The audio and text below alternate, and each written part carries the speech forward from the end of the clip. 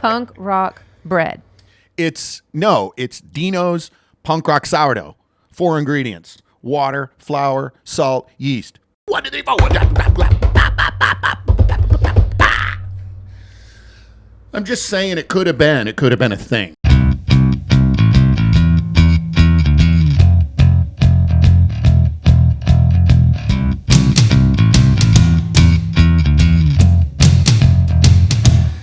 We're in episode 5. At this point, we've got half a town. Yes, we do. Out there. We've got the crow's nest. Mm-hmm. We've got the outdoor shower. Yep. We've got the bathroom. Yep. And we just finished the bar. And weren't even slowing down. No, we got to keep going. Yeah, well, we knew what happened with this bar. Yeah. We keg up kombucha that we're making. Yeah. I got activated. I'm like, okay. I'd been making, 3-4 gallons, 5 inside in the kitchen? Yeah. I'm like, I need to make at least 75 gallons at once. You know, I was like, You wanted to be the kombucha king. I wanted to be the kombucha. I definitely wanted to prepare to be the kombucha king. Right. I was like, I want to step it up. If I'm going to build a room, it's going to have to, Yeah. I'm not going to just build it so I can put something on a counter. I was dreaming of like a vatting system. Right. So, but like all the builds, we still have to start. We got to start with the base. And so that's what we did. Foundation. Directly behind the bar. Yep. We started with the framing. Yeah. We framed out the base. Mm-hmm. And it was almost square. I think you did what? It was almost square. I love that. That's my motto. Deano's Carpentry. It's almost square.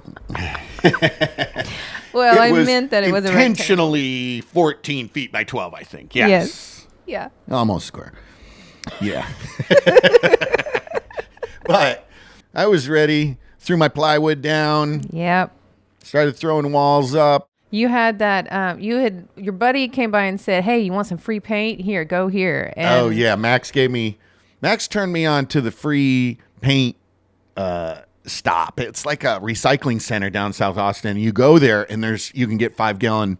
They're weird colors though, I think, right? You don't get to choose. And it's like dirt and beige and gray and green. But I picked up a bunch and I had this idea that I would just, slather it on the walls. The outside of the walls. Yeah. As like a cheaper version of the fiberglass skins or something. Oh, like this. Sort of like an insulation. Insulation skin.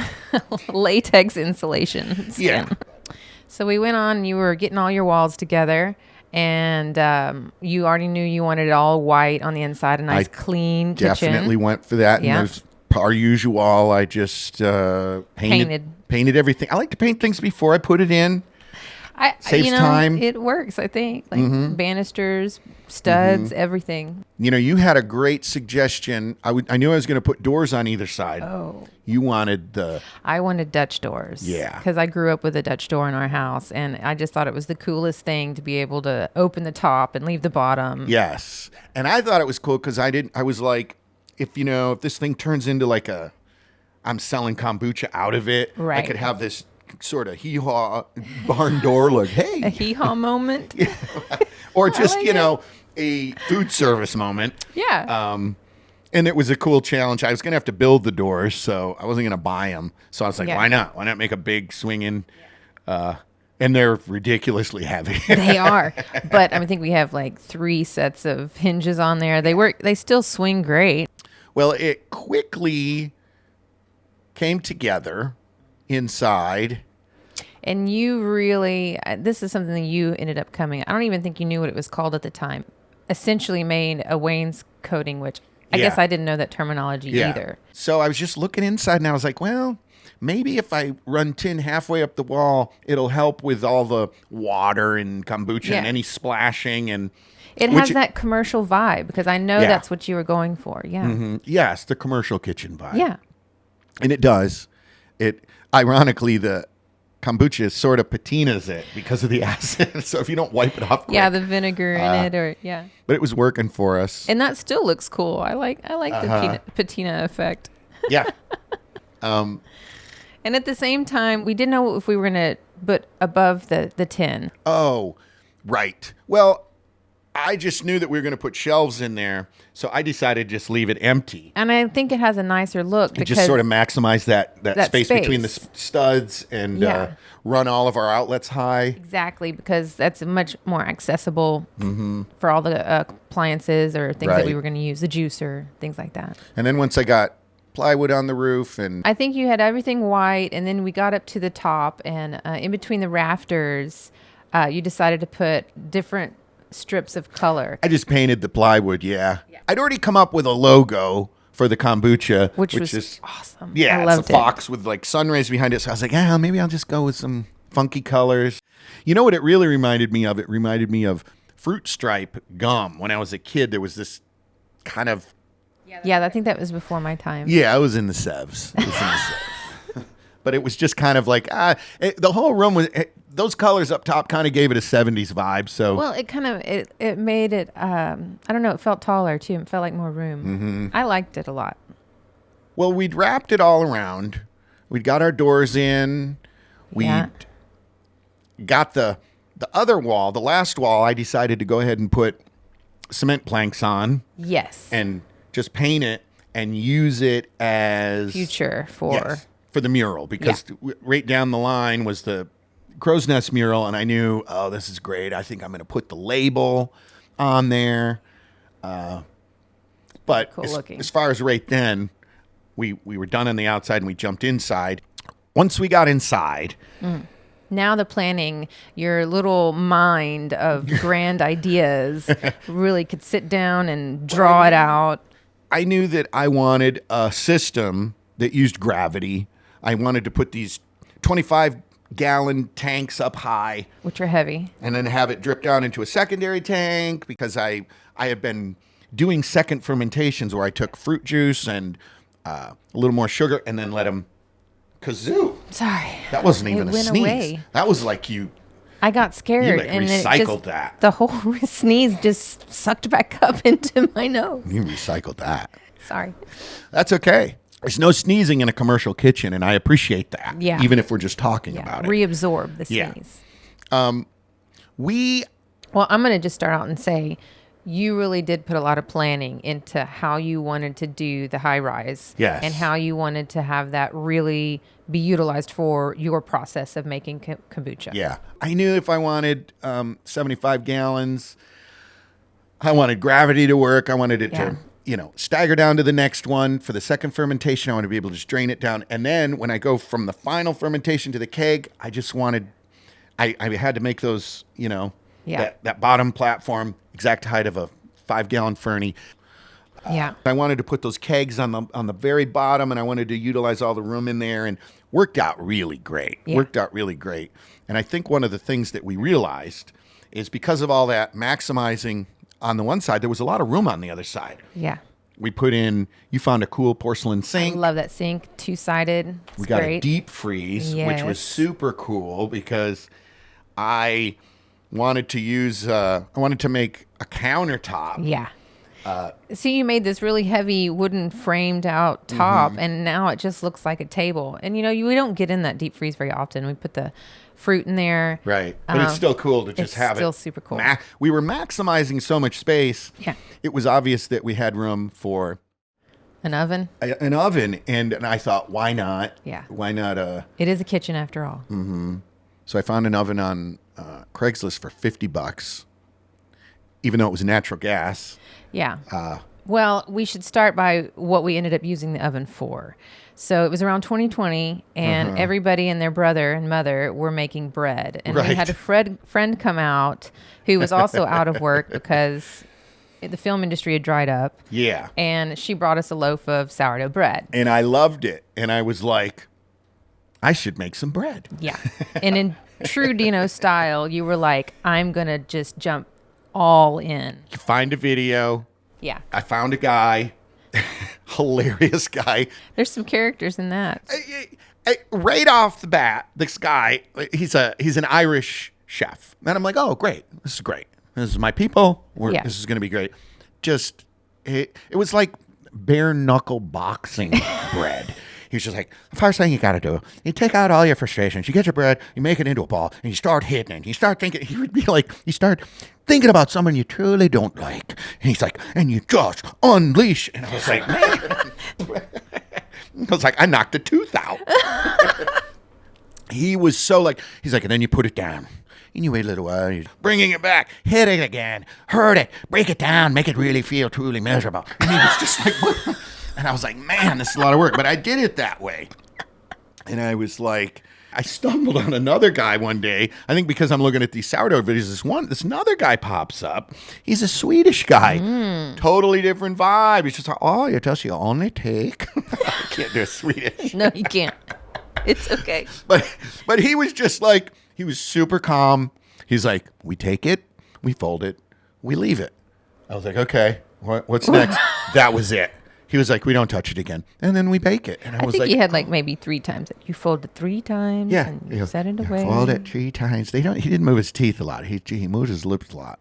But I love this. I now identify as sweet. I was like, I don't need, the Irish, they make everything difficult. It always has to be like a painful, why so much hard violence? process. Why? I'm going Sweden, and I'm not going back. And I never look back. I folded it a couple times. It really does work. You let it rise overnight. Yeah, you give it a little bit of, but all this beating and Kneading. But my sourdough. It took off. It's super good. I was really lucky. We were eating it all the time. I even started thinking, I was like, if this whole COVID thing, because we didn't know what was going on. I was like, if it stays like this, film doesn't come back, I can sell bread. I can just start doing I was thinking I could do it with the kombucha, like Deano's daily bread. I could wear like a robe, be a monk. Welcome to Deano's daily bread. But that was a little. Then I thought, what about like Deano's punk rock sourdough? 4 ingredients: water, flour, salt, yeast. What do they got?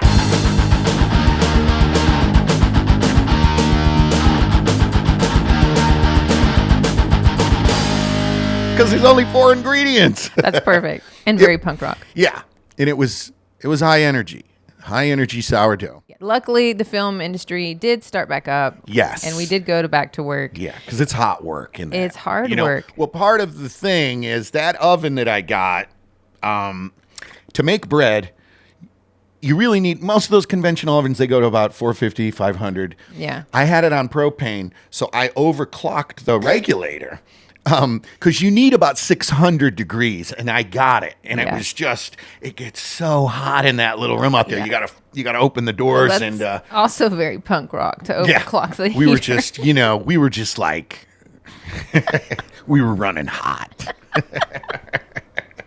That little oven's held up, but like the bottom door where the broiler is, I think I just melted some of the hinges where it just falls over all the time. I'm always taping it up because it's pushed to the limit. But it made a hell of a loaf of bread, that's for sure. It really did. That's the secret is heat, I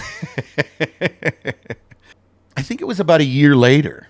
Oh, maybe the next season later, we're making kombucha out there. We're doing a lot of bread. Yeah. It became a real focal point for just grilling out there too. We put a little grill outside. Of course, we had to have a deck. Yeah. That's what we realized. Yeah, that's true. We had to wrap it with a deck because I was going to build some steps off those doors, and I was like, well, we're going to hang out here. Yeah, do some grilling. A deck. And one thing we do really well is lay some boards. Yeah, we can do some deck. It took us like 2 days to just wrap the whole deck becomes easy after you get the system down, right? So we threw that deck down pretty quick, and but I was watching you. Oh, well, one day we discovered wild grapes on the property. Mm-hmm. And my mom and my dad used to make wine. Mm-hmm. He was a wine connoisseur, I guess, and he made wine in East Texas. And so my sister and my mom, we kind of followed through in the tradition, and we were going to make some wine out of the wild grapes. You saw us picking the grapes, and you were like, oh, wait a minute, I need to utilize this too. And I did. And the funny thing about that is at the time, hard kombucha was a lot of intel on it. Yeah. And the things that I was turning up were like follow the same instructions as winemaking. That's what things were Yeah. saying. And honestly, I think you see some of this commercial hard kombucha, and it's just people are just dumping booze in kombucha. Yeah. But I think it's gotten a little better, but it's still at that time the hard kombucha I tasted didn't taste Right. very good. It yeah. I just wanted to make a fermented the same way I make the regular. I wanted it to ferment the alcohol in. naturally, because Yeah. when you make wine, you use the natural yeasts that are on the skin of the grape. Right. And I had to get a yeast. Yeah, I found a champagne yeast. This company just makes one, and I was like, that seems like that'll work. And Yeah. and what I did is, wine you start with a lot of water, and then the grapes and the sugar.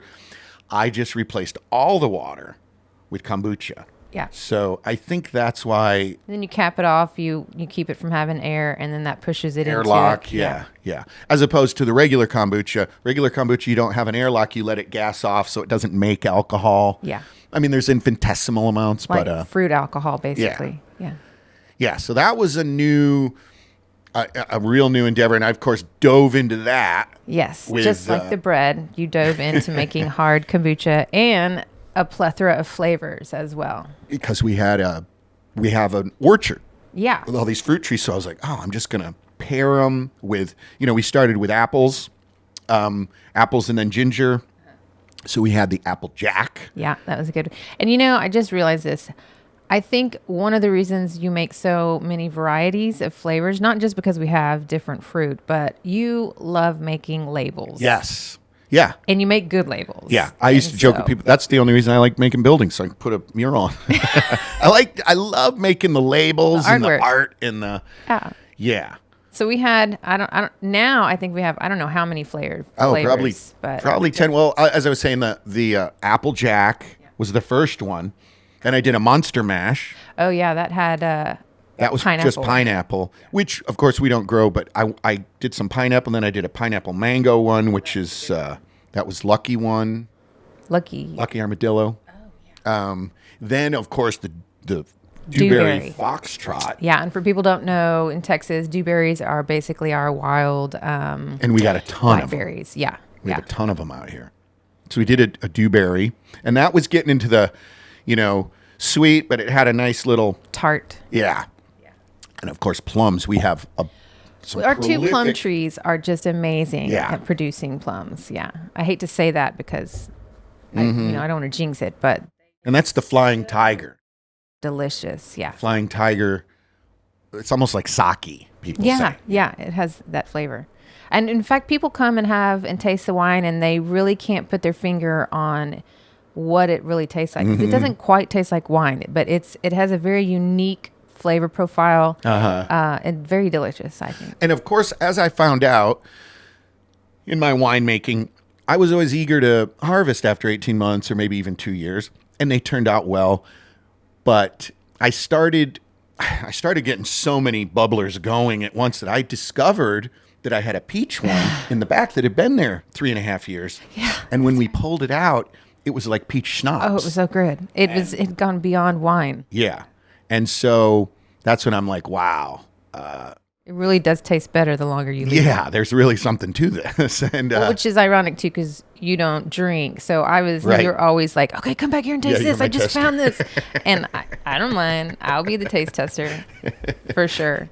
And I think the all-time best one this year, I discovered a Applejack keg, Which is apples and ginger. but it had gone 4 years, and it's not even Applejack anymore. It doesn't No. taste. The Applejack tasted kind of like apple cider. Yeah. Like a sweet hard cider. This one, it was like ginger whiskey. Yeah. and it was really stout. Yeah, we had to call it scorpion venom because As you would. it'll kill you. Yeah. That ginger sting of a scorpion, I think. And I got to say, there was a couple times when I thought, this winemaking thing, if, things don't work out, I could always have Dino's Punk Rock Hard Cider. What is he about?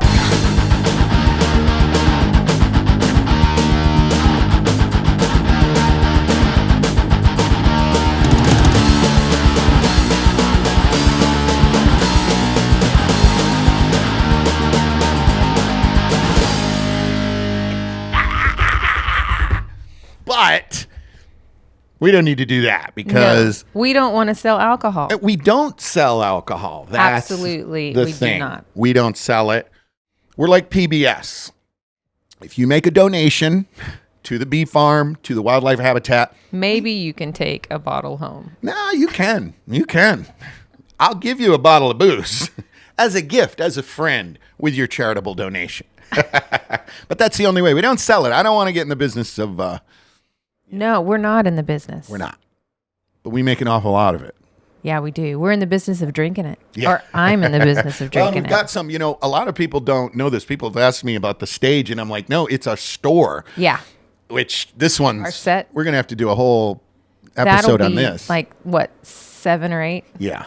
Yeah, that was near the end. But yeah, this whole set right here is our store where it's all the jewelry and all the stuff you make and a lot of the bee bombs, and we got T-shirts. But we also have quite a bit of the hard kombucha, rather.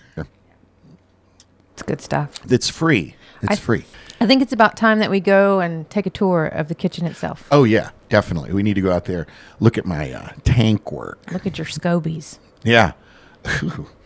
Keep your hands off my SCOBY. Welcome to the CrownFox Kombucha Kitchen. Come on in.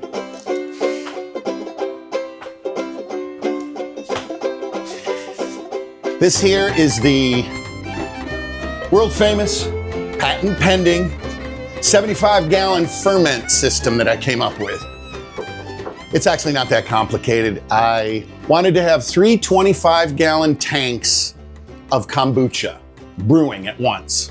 And for people who don't know, kombucha is super simple. It's just, you take black tea, you take a lot of sugar, about 1 pound of sugar for every gallon of water, and you put it all in here and you start out with this little SCOBY. It's just a little mushroom looking thing. The SCOBY stands for single-celled organism of bacteria and yeast. Ancient technology. It eats all the sugar, turns it into all this great gut-friendly microbes.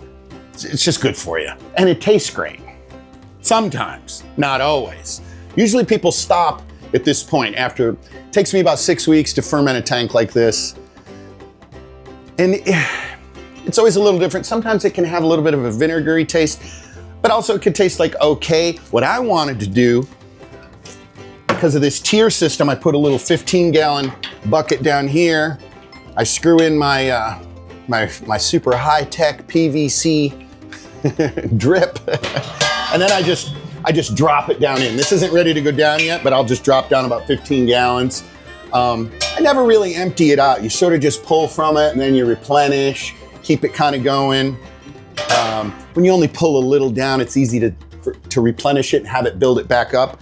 And then after a couple weeks here, I take some fruit when I bring it down, mash up some of the fruit from the orchard, throw a little bit more sugar, not too much, just to give it something to kind of kickstart it, to activate it more. Keeps eating the fruit, sugars, and that's where I think the magic is. Something about the flavor profile happens then.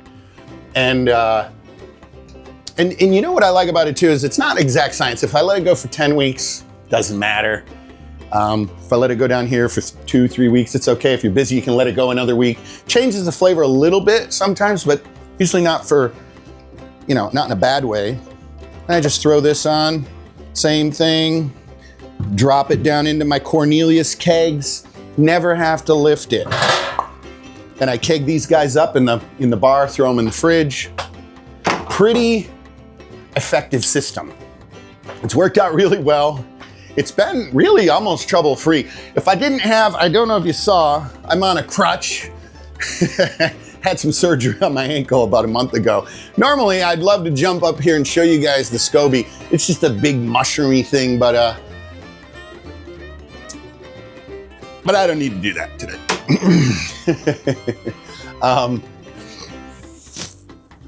I think the only other thing that I would say, well, I have a water source up there too, because I tend to jump up here and, I just replenish with the water up there. And of course, these are all the hard kombucha ferments.